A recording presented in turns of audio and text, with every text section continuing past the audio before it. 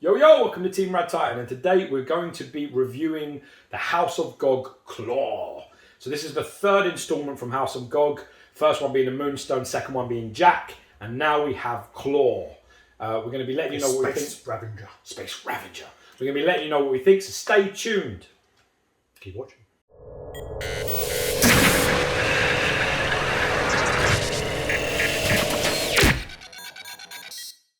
Hey everyone, we're back. As Joe was saying, we are looking at the House of Gog Klaw, and this is the Space Ravager. This is the third one in their series, and yeah, they're evolving along. They have a very unique style.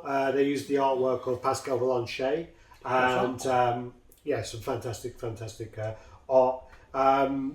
Just to go jump straight into it, I mean, they have some of the best artwork to statue references where the matches, and I've been sent quite a few of those. They have a promotional. So you've got the Moonstone, which was originally Heavy Metal magazine. Heavy Metal, which actually is down here. The original artwork with Moonstone was from, and this is the magazine. Awesome, that is. Yeah, so when you actually have the comparison work, that I'll add that. So you've got the Moonstone. Jesus, that's well close. The Jack. It That's so close. Well, look at that. It's from 2014, and it almost looks like a photo of the piece. It does. So you got the Jack, cool. the Moonstone. Oh, they're making her. You'll show the comparison. Make her. That's it. Is it? Is that her girl as well? Yeah. Oh, yeah, she's hot. She's not And blue. then that's the base. She's not blue though. No, and then that's the base. If you turn over, that's the reference of the pillar. Oh, that's so cool. Yeah. Man, that's sick. Have you not seen that before? No. Oh, God. All right, so I've just showed those. So as we go on to Klaw, so this one is more probably up George's alley, more of a like a Well, I have villain. this piece here. George likes big men. I do like big men. Big and vascular, ideally. All right, so what we're going here is you get a very high quality art print. This is in a bag. I'm not taking it out because I always rip these bags. So this is in there. It would be fantastic to get all of these. Put in a little frame next to the statue. Put up behind them. This is one of the only lines of statues that my girlfriend has said I'm allowed to move into the lounge at some point. So I will be doing that. You also get then. She's arty though, isn't she? Yeah, her She's quite favourite. artistic. So this would explain that. Her favourite piece in my collection is the Moonstone. Every time she goes in there, she loves it. Exceptional. You've got this very high quality a certificate, which actually has like all this kind of raised. I can't even don't know. Embossed. It's like embossed wording. That's raised. It's not embossed. It's That's embossed. embossed. But that's all like some like printed like plastic on top of it. And then you got the House of Gog there, really high level, high quality. We got number 59. Well, I've got number 59 of 400. This is Pierre L'Espérance, co-founder of House of Gog, and Hergé Mertel. There you go. I've been practicing those. Nice. You get your. Oh yeah, it has. Yeah. It's almost like a. I really like it. Yeah, it's like a rubber. Almost. Yeah. Like a really nice. I really like these instruction Nice. manuals. Yeah. They really remind me. It's almost like a nostalgia of when I was a kid, and you get these like little sticker sets. And I actually would like it if you pull them off. They did that. You could like get the little stickers. It reminds me of that. Do you remember like the old toys and stuff, or the old colouring books and the stickers? Yeah. My boy has all this even. Yeah. And there's a switch outs. That's what it looks like. And there are your two choices. And then also you get these cards as well. So obviously this is the third one in the line. So you get the it's not number 3. No, people get that confused, but it's not. I thought that when I got my. I got number 1. Yeah. They had, when I asked Pierre about that, it was reserved for his dad apparently. I believe. His dad. His daddy. Ahead of us. Yeah. Jesus Christ. Disgraceful. I bet Jed Mint don't suffer this shit. Yeah. You know what I mean? Right. Dad ahead of us. Oh my God. Get that in there, keep that nice and safe. So we go on to Klaw, and do you want to chop me over that?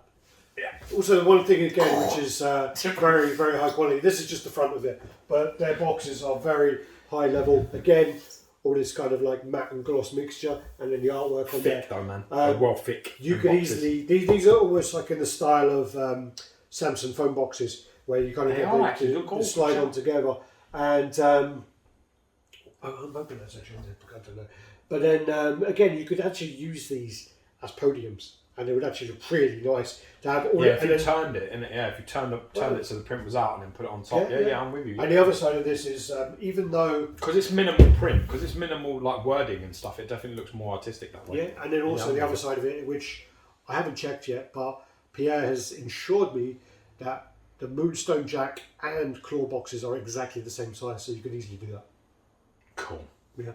So onto the piece. So they've gone for the same kind of art style where they use minimal colours, but by using minimal colours, it doesn't mean it's lacking in quality. And I think that is one of the things which is really hard with the House of Gog pieces is when you hear that this is only potentially like a bluey green or not an ecru, but it's like that kind of colour. But then you go into like almost yellows, teal, isn't it? Is it a teal oranges. Teal is more like a green, isn't it? I don't know. Like a greeny grey. My palette thing isn't that great. But then you go into the yellows and the oranges, and when you tell people that is the colour palette of the piece, they're like, I think it's like that. And also, a lot of the time, especially with Moonstone, when you see her in photos, and before I saw it in hand for the first time, I honestly thought that the House of Gog team were messing with the photos and doing Photoshop business on there. And I can see how anyone would think that. But when you get it in hand and I take terrible pictures, and she looks fantastic, all my pictures. Yeah. But when you look at it that way, it's something that you have to see with your own eyes to go. Yeah, you assume they fuck with the saturation. Oh, for sure. With the colours, because they are quite colourful. I mean, the funny thing is although they have used a limited palette in colours, there is depth levels. So although it's not all the same green, there's like highlighting in it with the green to the yellow and sort of like a little bit of greys. So it's a funny sort of thing. But when you're looking at it, the idea of it and the photo of it is it should fail, and it just doesn't. Yeah. It is an incredibly artistic sort of statue in the way that it's done. I mean, especially with this kind of colour palette, and then also with like Jack as well. It's almost like when you see something like the new Blade Runner film where what's his name? Not Harrison Ford, the other guy who's married to Eva Mendes. Eva Mendes? I don't know who's married to her. The guy from Drive. Oh, Ryan Gosling. Ryan Gosling. So basically, when Ryan Gosling goes to see Harrison Ford, when he goes to see Decker, the colour palette of the post-apocalyptic world kind of has like a real orange hue to it, and this is kind of, I believe, what they're trying to capture is like the chemicals and the climate of the planet, where it has that weird atmosphere and the tones in there, like whenever you see like a Book of Eli or anything like that, where it has that weird hue to it. It also has, which they all do with all of them, where the sun is. You always know where the sun is when you're looking at this. You know where because there's a tremendous shadow and then there's colours coming through, so you know exactly sort of where it is depicted. You get the feeling, and I think that's awesome. I really like that, because when you look at it and there's nothing sort of with it, and you just look on their own, you can sort of pose them all together, even on its own, and you sort of understand where, atmosphere-wise, where it is. You get what's going on, which I dig, man. That night and day thing is really cool. Yeah. He's got some sort of almost, armour in, like from dead things of this on his skin.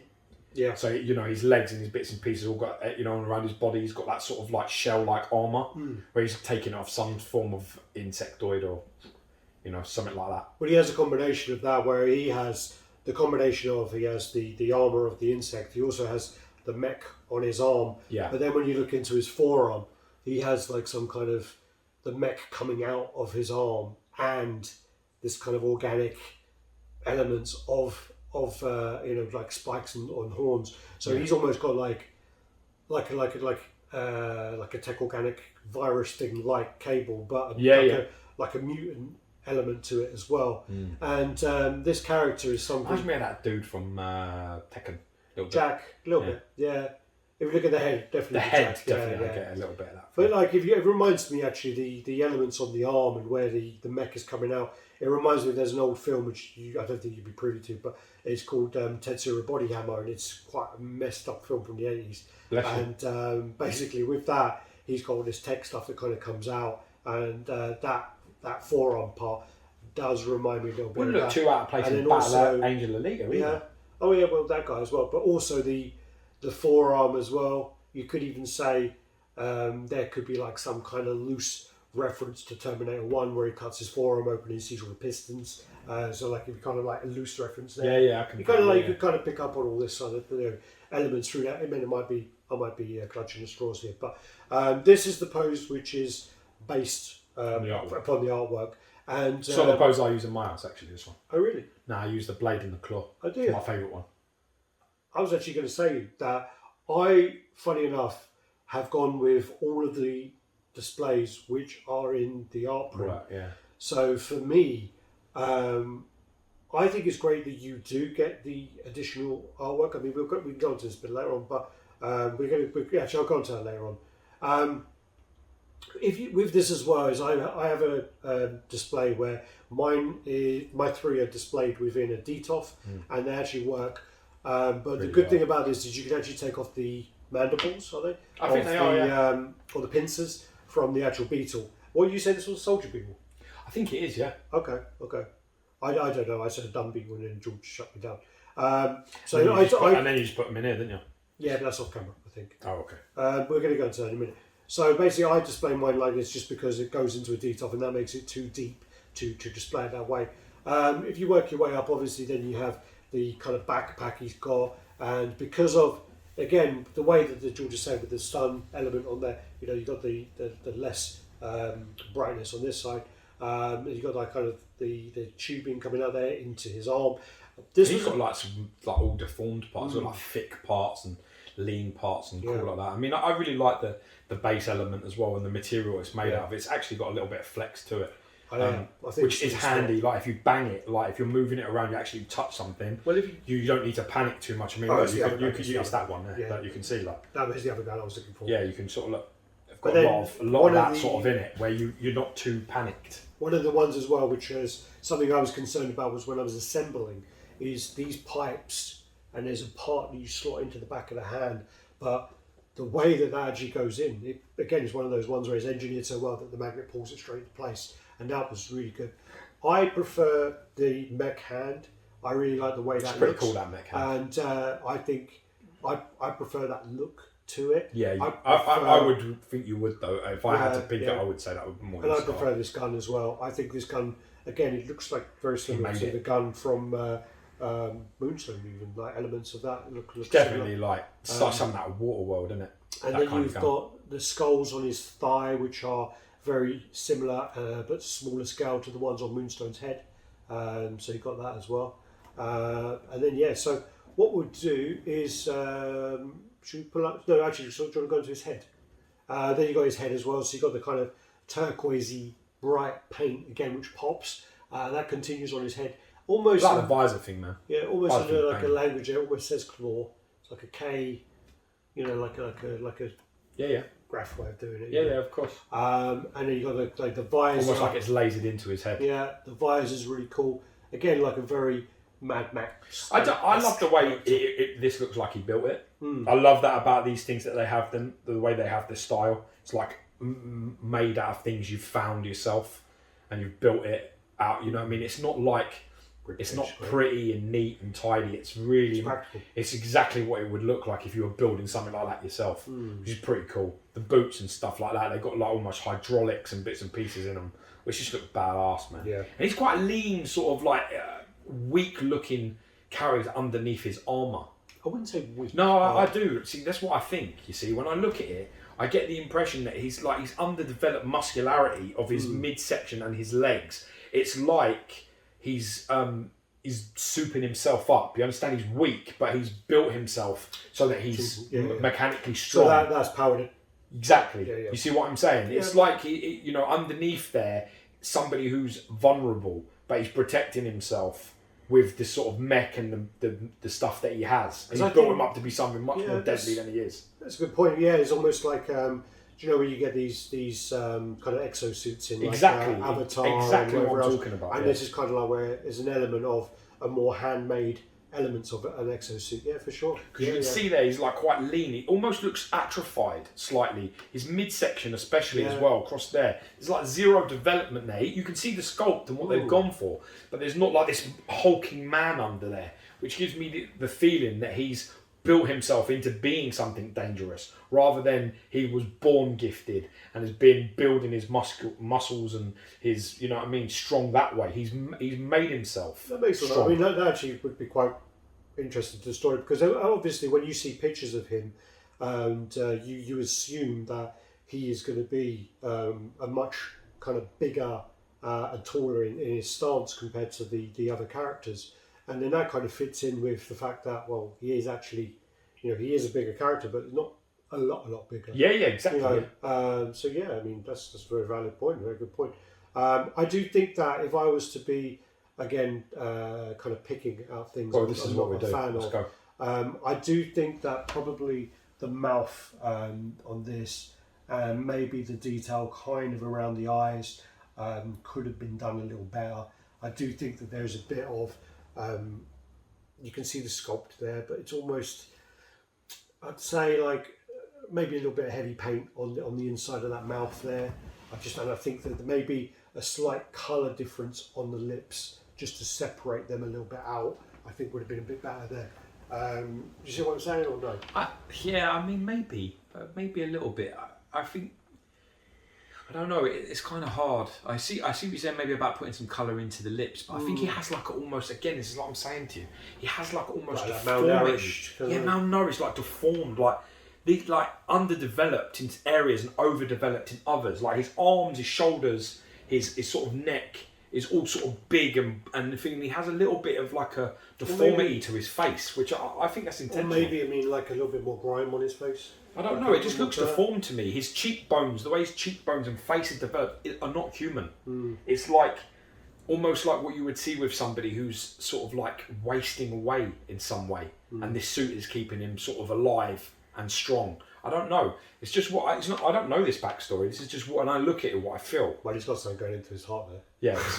Well, this is what I just feel when I look at it. You know, when I'm looking at it, these are the feelings or I it's get. an air tank or something. There's something going in there. Looks like an air thing. Exactly. I get like he's got like weird deformity of his face. He's not got this symmetry and this like sort of like, he's got like a overdeveloped sort of bit here, and you know, a little bit of like malnourishment in certain places. I just dig that shit, man. Yeah. See, I love the way you can just like put them little things down and have a little look. Yeah. Bit of seam there. Yeah, I can see that, yeah. There's like a little bit of a seam line here. But again, I mean, I'm just clutching here. So you've got like a bit of a join where that maybe could have been glued on there a bit better. Closed off, yeah. So that would need to be kind of put together a bit there. But other than that, I mean, that's really minor. And again, that's actually been pushed back in a bit better now. It's probably just come away from fiddling with it. Probably you. Been playing with it too much.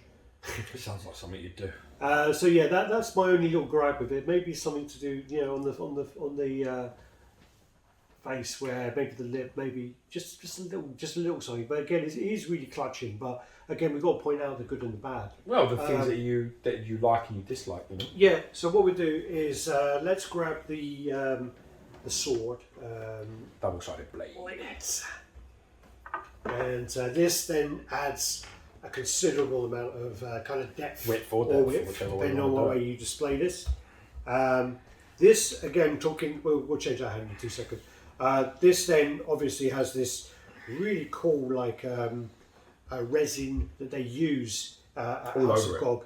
And this is like really smart. I mean, this is like really the back of his boots have it, same up there. Really flexible resin, and I think that is something which is really cool to obviously that bitch is snapping in another way, bro. Prevent damages and things, you know, over time.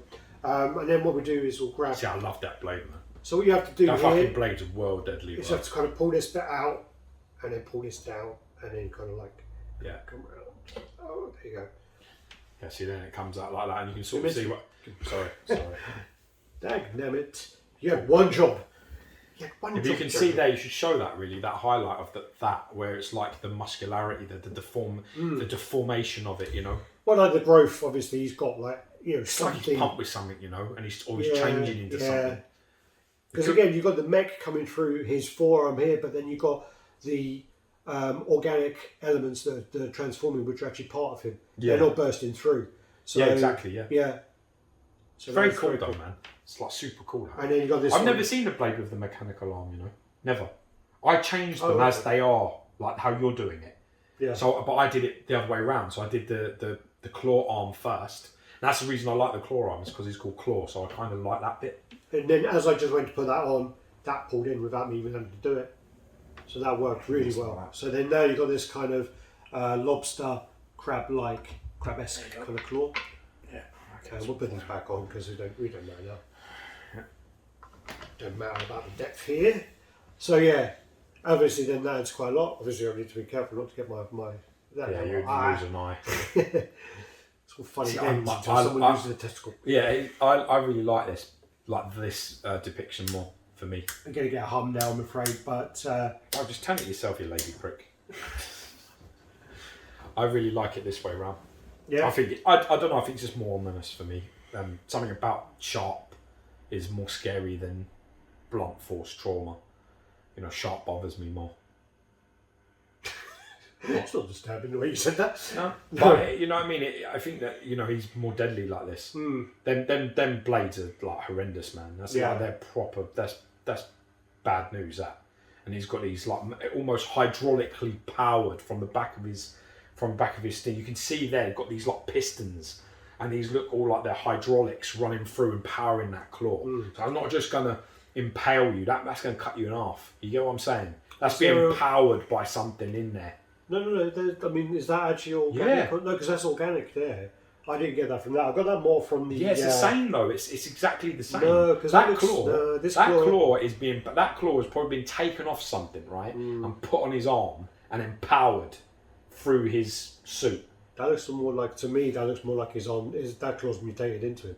Yeah, it could be. Yeah, But that's the great thing that's about his these guess. artistic pieces is that because we don't know, you can speculate, and that's the best part. Yeah. Whereas me and you are gonna have a fight about Silver Surfer because we've read the book, so we're gonna argue what we know. Whereas with this, I think this looks nobody more knows. Like this more looks like an organic mutation. I guess that See, I like the pipe coming in there. I like all through the back. I think it's something. I think it's an armoured shell that he's stolen, ripped off something, and stuck his arm in it, and then he's powering it through the hydraulics through his thing.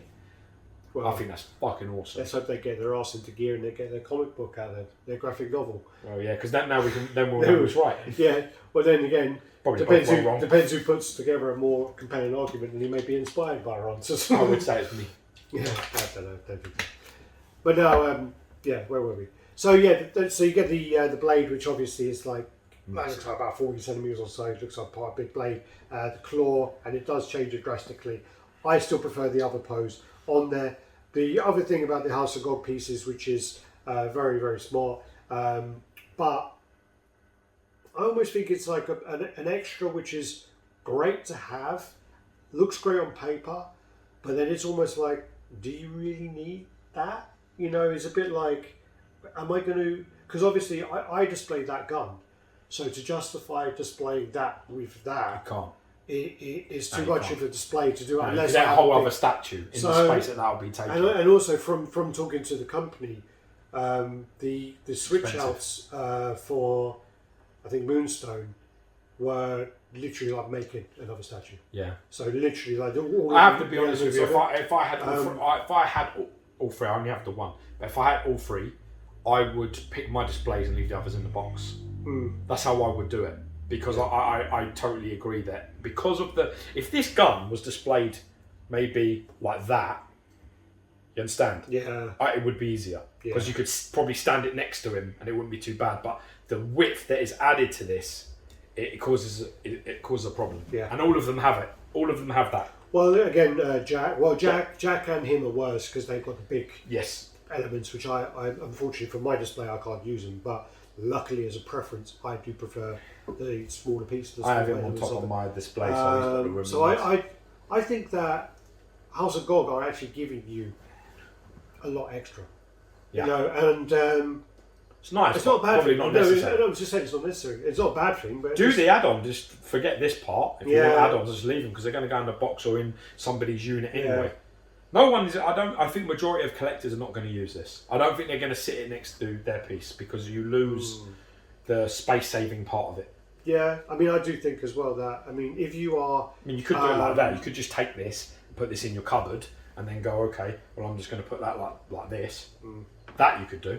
That's not a problem. Yeah. And you take the gun away, Yeah. but or the blade, but then it's worth it. I don't know. Not sure if it is. I just think that with a company who are putting an emphasis on the artwork as well, I think that if you've made a decision to say, well, this is The art Pascal's artwork and Pascal's reference, I think stick to Pascal's reference and Pascal's artwork, and I'm not saying like be confident by it, but I'm saying I don't back it by not having the switch outs, and literally, I don't think you need to do the switch outs. Just use that, them pieces to make the price point lower. And I think that may help. Yeah, may help. I just think that again, with the style of the company, and you're pushing the art side of it, I don't think you need the switch out element of it. And I think just make it the way that your art print is and the way that the original artwork is. And I think that would be a win really that way. That's a little clumsy. I do like the option of having switch outs, but yeah, I don't know. Outweighs it. What's wrong? This is a bit clumsy. It is? Yeah. What do you mean? That's something about it. It looks like the sculpt. Yeah, it just looks a bit clumsy. That looks a bit thick and it looks like a cone. It's like a giant cone. Yeah. Just a little, the way it's flat and there's no roundness to it and stuff, and there's a bit uniform. Oh yes. I would have just removed probably this part of it and just had half of it and that gone. And have the rocks. See what I'm saying? Yeah. They've done that with this side. It's missing. I would yeah. have probably had that on the other side as well. What would have been quite cool is actually like if he has got the beetle on him. Yeah. Is maybe to have the claw as a reference to what's underneath him. So what you could have had is his claw as the pincers, like his switch out as the pincers going like that, and then you have the two fucking big pincers coming out, and then this bit where you see. Maybe that isn't part of it because that claw there has nothing to do with this. No, but that's what I'm saying. Yeah. But you have like, and I guess then that's not a claw, it's a pincer, but you know what I mean. So that's like a crab. So you would have like the crab on the base. Yeah, that's a crab. And then he's ripped like the crab underneath. Yeah, I like your art for you. You have to chat to Pascal about that, man. Yeah. All right. Anyway, let us know what you think. How tall is he? How wide? With these blades, height-wise, let's have a look. It's about 16 and a half, maybe 17 at a push. 16 and a half, I'd say. 16 and a half, 42 centimetres. And then blade-wise, it's big business, man. Yeah, well, that's 60. That's 24. Yeah. So that's 2 foot. That's 61. It's a big blade. Yeah. Obviously, if you tone that down and go with the gun, then it's at the same angle, I believe, but you're looking at 41 instead of 60. I think the pincer comes out more. Yeah. So you'd have to add a bit for the pincer. But yeah, so. Oh, you mean that side? If you were doing it. Yeah, but that's the biggest point, isn't it?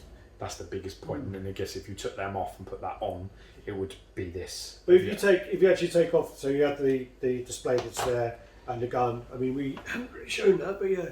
So that's the display you kind of get with it there.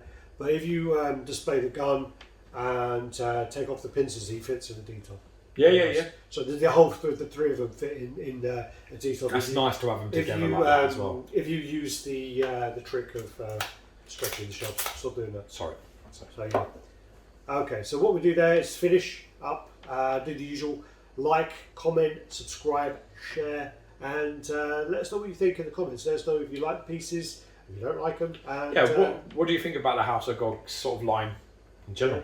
And what you think they should do with their characters in the future. If you have any ideas, let us know. So keep watching. Peace. Boom.